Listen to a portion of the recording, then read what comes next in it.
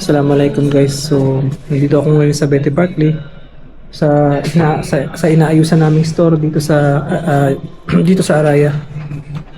So, now i-revise lang namin itong inayos na namin itong 2 days ago. So, pinare-revise ng amo namin. So, medyo kasi kung mapapansin nyo, sobrang daming collection. Tapos maliit lang yung store kung paano namin pagkakasayin lahat. So ngayon, meron pang isang stand doon. Mag-a-add na lang kami ng additional stand dito sa floor para at least makapag-occupy tayo ng space dito para sa item. Para lumuwag. Lagay na lang ng isang stand dito sa floor. And then i-adjust namin itong fixtures, itong table. So kung napapansin nyo, ngayon yung stand tatlo lang. Tatlong stand. Isa rito sa unahan. Isa dito sa may dalawa dito sa may dulo. So lalagyan natin dito ng additional. So paano guys, simulan na namin ni Jay yung trabaho. Dalawa naman kami ni Jay mag-aayos, so madali para sa amin, hindi kailangan i-rush. Alhamdulillah. Yeah guys, magsimula na kami mag-work. So dito na ako mag-start sa kanan. Pag galing ka sa labas, dito sa kanang side. Dito na si Jay sa kabila, sa kaliwang side. Dito na lang ito. Ito yung mga collection talaga na yun.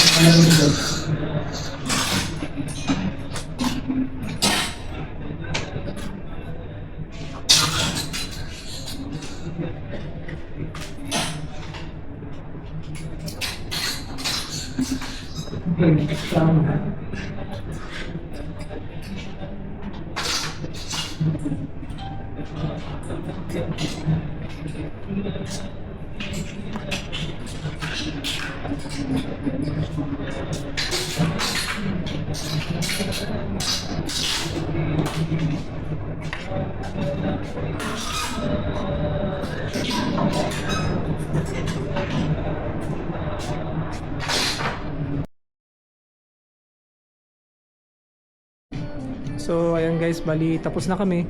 So nirefresh lang naman namin yung walls at saka nagdagdag kami ng stand kaya hindi masyadong matrabaho. So mamaya lilipat kami sa Piero.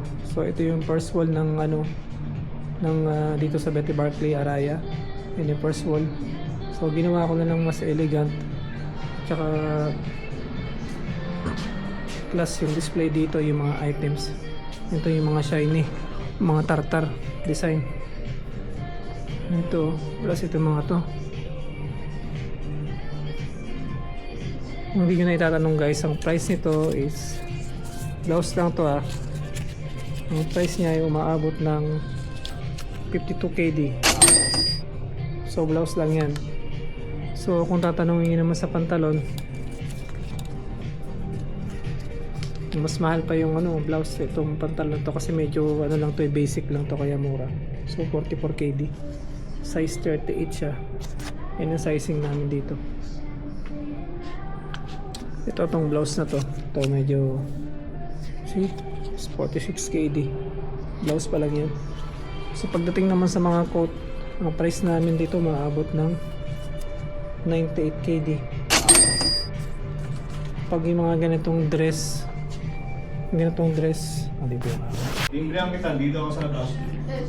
Itong dress naman to, itong shiny shimmery na to, ang price niya is 112 po. So medyo nasa middle class tong na to, tong shop. Hindi naman, so, adi lang. Ang mga middle class namin yun nasa Markin. Yun yung talaga mga 100 200 plus ang. So ito na yung stand. Yan. In front of this wall, we put same color. And then also this other wall, ito naman sa kabilang wall, pinagdagan lang namin itong stand na to. So para mag-balance sa kabila. Ito yan. Ito yung collection din yan. So yan siya. So ito yung green, gray, black. Ito naman yung yellow o mustard, tiger print. Dito naman yung Beremote. Itong Beremote na to, dito yung mga party dress. Ayan. Party dress, ito yung party set. Ito naman yung kabilang side. Itong kanan. So, continuation siya ng maroon. Dito sa kabila. Ayan, maroon yung sa unahan. Dito rin maroon. Continuation siya para yung story, color story. Ano siya, continuation. So, yun na nga guys. Ito na natatapos ang aking video. So, napaka-basic lang ng ginawa namin ngayon. Is ano lang, nag-refresh lang kami ng story and then nag-additional lang kami ng stand. And then, nagdagdag kami ng in-spread namin yung item. Nag-spread kami ng item para medyo lumawag kasi medyo bulky yung display. So guys, hanggang dito na lang. Assalamualaikum warahmatullahi wabarakatuh.